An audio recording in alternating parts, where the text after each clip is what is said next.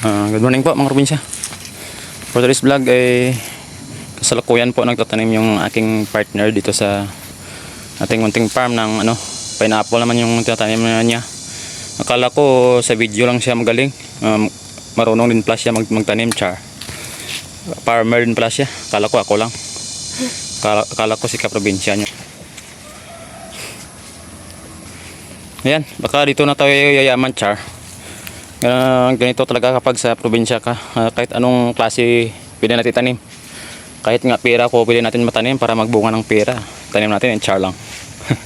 Diba? Yan, naglinis tayo dito. Ako naglinis, siya nagtanim. Marunong din plus siya magtanim, char. Ito, update po ito sa ating tanim na fruit bearing trees dito mga probinsya. Yan, ating mangga. May na siya, may talbos na.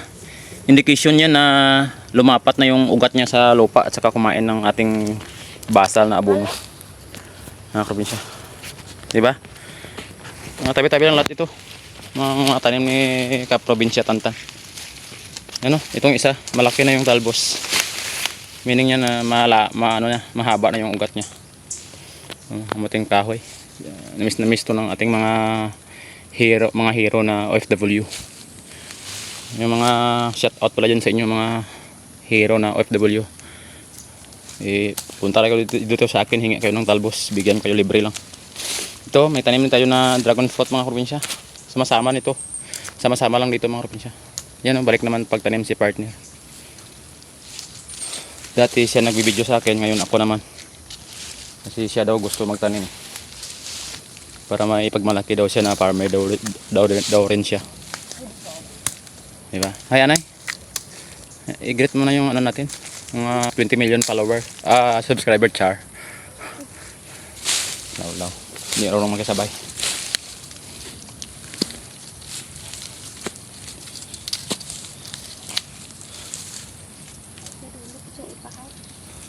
Hindi pa natin alam yung diskarte dito sa pagtanim mga probinsya. Importante lang matanim tayo. Kasi hindi tayo wala tayong karanasan.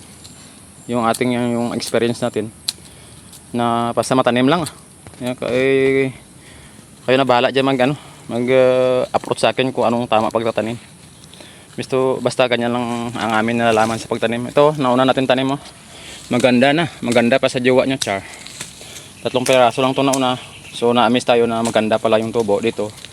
Kaya humingi tayo dun sa mga kapwa natin na farmer din dun sa bayan or sa city. Binigyan niya kami ng maraming binhi dito mga probinsya. Ayan, tinatanim ng aming partner. Kaya salamat tayo. Salamat pala, shout out pala sa iyo, tita.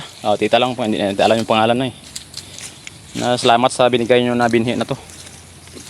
Iwan ko, hindi ko pa nga alam Alamin niyo na lang kung anong klaseng variety ito. Anong variety ito, mahal? Hawaiian daw, Hawaiian. Hawaiian frog, char lang. Pero Hawaiian to mga probinsya. Hawaiian daw to yung binhi niya. Ito, na sa atin, yung alternatives lang na haligi ng ating dragon fruit. Madrid cacao lang po mga probinsya. Maganda to kaysa matibay kasi nabubuhay to Hindi naman ata sa gabal to. May nakita rin ako sa YouTube na Madrid cacao rin yung poste ng kanilang dragon fruit. Kunti na naman sa atin yung mga probinsya. Nasa 4 na piraso yan. 4 na poste. Wala tayo rin pagkuhanan ng binhi. Isubok lang yan sa atin. Baka yayaman tayo dyan, char. Ito yung isa. Yan. 3. Doon sa loob yung isa mga kaprobinsya. Ating saging dyan. Hagapin ito. Tabi-tabi lang ito ating munting farm dito mga kaprobinsya. Tabi-tabi lang ito. Dyan sa kabila. Ayan. Natin. Banglid to na latundan. Doon sa taas. Yan Hindi kita. Isob natin baka makita yung dahon. Ayan doon yung natin yung banglid 1. Yung saba natin. Diba? Yung dati yung bahay na yan, kulungan nating manok. Wala, balda. Na failure mga probinsya. Ganun talaga. Try lang tayo ng try. Makaswertihin din tayo. Sayang manok pa natin dyan. Bininta na yung mga inahin. Kasi walang tagabantay. Maraming tagabantay dito. Yung madal ang tawagin sa amin, madal.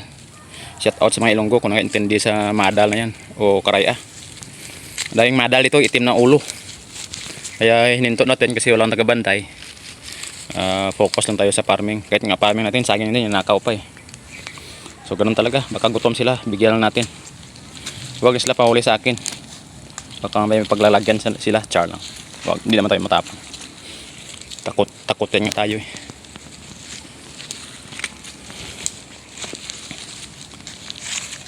So hanggang dito lang po ang ating vlog mga probinsya. Marami-rami ito. Nasa 100 piraso ata ito binigay sa atin. Makamihirapan na kayo sa dadalan ko, char. Bye.